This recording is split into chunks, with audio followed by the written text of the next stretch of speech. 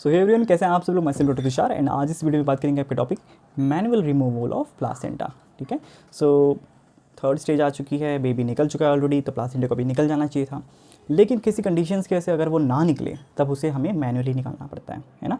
तो वही हम देखने वाले हैं इन दिस वीडियो। इसके डेफिनेशन को देखेंगे, इसके इंडिकेशंस को देखेंगे, क्या प्रोसीजर फॉलो होता है, क्या कॉम्प्लिकेशंस आ सकते हैं, तो ये सब कुछ कवर करने वाले हैं।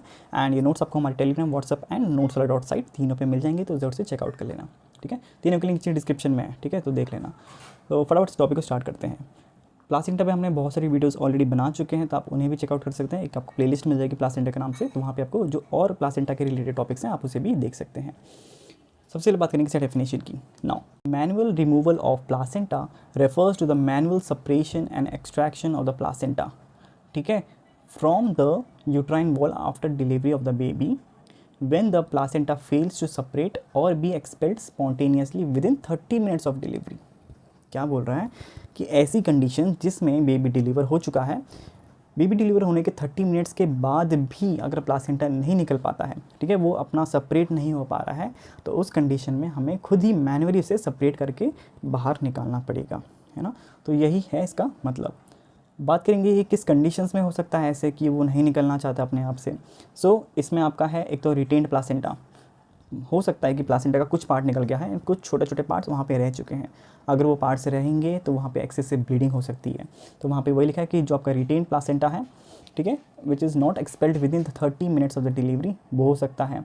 पार्शियल सेपरेशन हो सकता है प्लासेंटा का, कि आधा निकल गया लेकिन आधा भी चिपका हुआ है, ठीक है। Morbidly adherent placenta, that is आपका प्लासेंटा एक्रेटा, ठीक है, एक्रेटा हो गया, इनक्रेटा हो गया या परक्रेटा। तो ये हमने ऑलरेडी इस पर डिस्कस कर दिया था पहले भी कि फॉर एग्जांपल जैसे प्लासेंटा है आपका, ये यूट्राइन वॉल से जुड़ा हुआ है। इसकी जो कैपिलरीज हैं कभी कभी ना कुछ और डीप चले जाती हैं यूट्राइन वॉल के, ठीक है, तो कुछ डीप गई तो उसको हम एक्रेटा बोलते हैं। थोड़ी और डीप चली गई अंदर आपके मायोमेट्रियम इनर वॉल में, आपके मिडल वाले वॉल पे, सो उसे हम क्या बोलते हैं, आपका इनक्रेटा बोलते हैं। एंड वो पूरा ही यूट्रस के अंदर जाके आर पार हो गई तो उसको हम परक्रेटा भी बोलते हैं। वो आपके और ऑर्गन, सराउंडिंग ऑर्गन्स के तक भी जा सकती हैं। तो ऐसे सीवियर कंडीशन में उसको और बहुत हार्ड हो जाता है उसे सेपरेट करना यूट्राइन वॉल से। तो यहाँ पे वही लिखा है। So and excessive bleeding due to the retained placental fragments. तो इन सब कंडीशंस में हमें आपको खुद ही मैनुअली जाके उसे हैंड इंसर्ट करके निकालना पड़ता है वो पार्ट, ठीक है।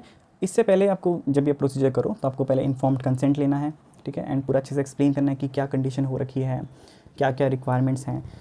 उसके बाद इसमें ब्लीडिंग हो सकती है एक्सेसिव, तो आपको पूरा ब्लड अरेंज करके रखना है, ठीक है, ब्लड ग्रुपिंग करके रखना है। सो आपको आईवी है, फ्लूइड्स है, आपका ब्लड क्रॉस मैच करा के रखना है। देन ब्लैडर का एम्प्टिंग होना चाहिए, ठीक है, स्ट्रिक्ट सबसे कंडीशन होनी चाहिए एकदम प्योर अच्छे से। देन एडिक्वेट एनेस्थीसिया देना है, इसको स्पाइनल, जनरल और हैवी सीडेशन देना है। एंड साथ में आपको यूट्रोटॉनिक ड्रग्स भी प्रोवाइड करना है, दैट इज़ आपका जैसे ऑक्सीटोसिन। अब से परफॉर्म कैसे करते हैं, ठीक है। सबसे पहले stabilise the mother and provide anaesthesia, first step. Second आपको क्या करना है, insert one gloved and lubricated hand into the uterus through the vagina. जैसे आपको इस डायग्राम में दिख रहा है, वेजाइना के थ्रू हमने आपके यूट्रस में इंसर्ट किया है। एंड प्रॉपरली स्टेराइल कंडीशन होनी चाहिए proper. Use the other hand to support the uterus externally, जिस वे में आपको यहाँ पे दिख रहा है, ठीक है।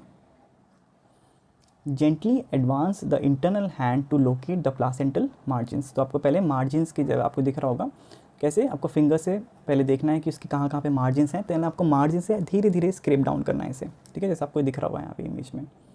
उसके बाद आपके insert the fingers between the placenta and uterine wall and peel it off, ठीक है, using a side to side sweeping motion, like ऐसे ऐसे साइड बाई साइड, पूरा सर्कुलर मोशन में आपको लेके जाना है ऐसे। Grasp and remove the placenta completely, explore the uterine cavity to ensure no retain bits of placenta, क्योंकि ये आगे जाके बहुत ज़्यादा कॉम्प्लिकेशंस कर सकते हैं, ठीक है, या तो कोई मेम्ब्रेन बच गई, कुछ नहीं, पूरा अच्छे से आपको निकाल देना है।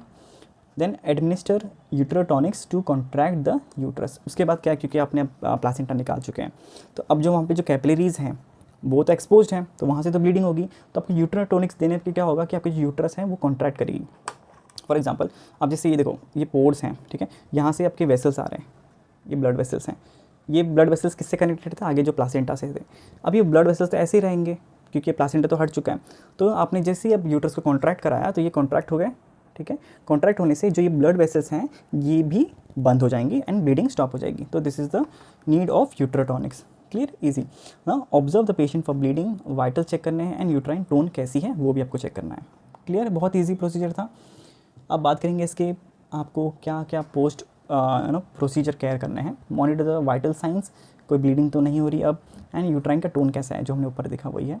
कंटिन्यू द यूट्रोटॉनिक्स, क्योंकि हमें यूट्रस को कॉन्ट्रैक्ट करके रखना है अच्छे से। Start the antibiotics to prevent any infections and watch the signs of shock or sepsis तो नहीं जा रही है मतलब, ये भी आपको चेक करना है। इसके बाद कॉम्प्लिकेशंस में आपको याद रखना है कि हेमोरेज हो सकता है इसमें, क्योंकि अगर कोई भी bit of placenta remained in the uterus तो वहाँ से ब्लीडिंग हो सकती है। इन्फेक्शंस हो सकता है अगर आपने सेफ्टी कंडीशंस नहीं फॉलो की हैं तो।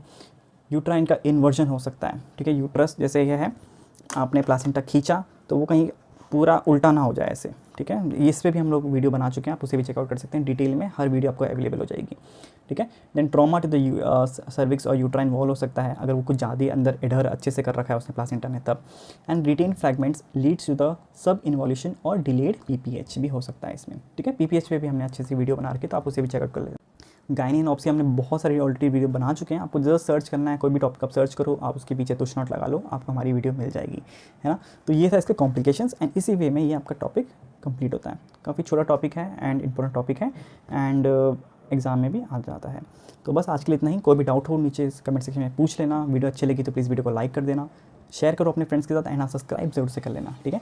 मिलते हैं नेक्स्ट वीडियो में, till then take care, bye bye.